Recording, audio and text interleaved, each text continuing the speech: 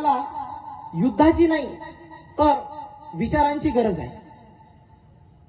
परमपूज्यनीय वंदनीय राष्ट्रसंत तुकडोजी महाराज म्हणतात की याचसाठी शिक्षण घेणे की जीवन जगता यावे सुंदरपणे, दुबळेपणे घेतले आंदणे त्याच शिक्षण म्हणू नये.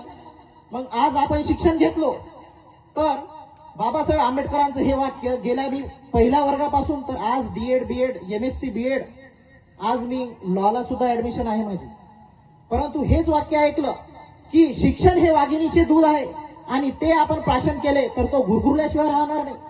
परंतु आपण शिक्षण घेतो आणि अहो जेव्हा आपल्याला पाणी पिण्याचा अधिकारही नव्हता त्या व्यक्तीने आपल्याला पाणी आज जाग्यावर बिसलेरी आणून देण्याचा अधिकार प्राप्त करून देणारे बाबासाहेब आंबेडकर आहे. परंतु आपण शिक्षण घेतलो कोणामुळे?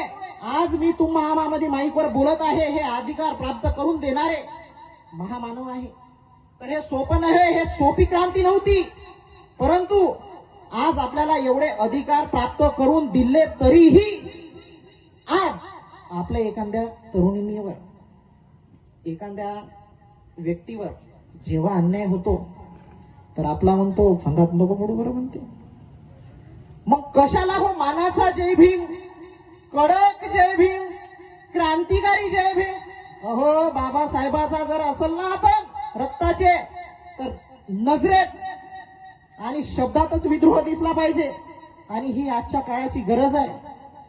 जाता जाताना मी एवढेच सांगतो की बापाने मुलगा नाही शिकवला तोही पापाचा भागीदार झाला.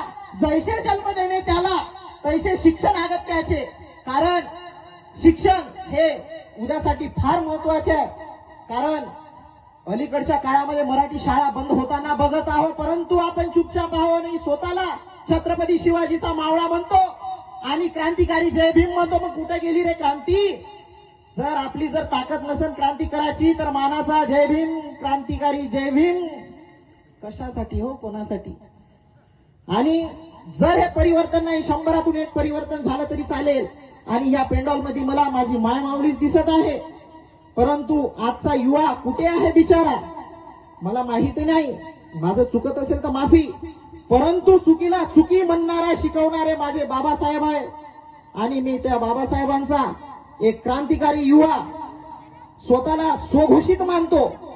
तर जाता जाता एवढेच सांगतो की विचारामध्ये क्रांती करण्याची ताकद आहे. छत्रपती शिवाजी महाराजांनी तलवारीवर स्वराज्य प्राप्त करून दिलं तर साध्या पेनाच्या टोकावर, या पेनाच्या टोकावर जर आपल्याला संविधानामध्ये अधिकार दिला तर ते आपले बाबासाहेब आंबेडकर आहे.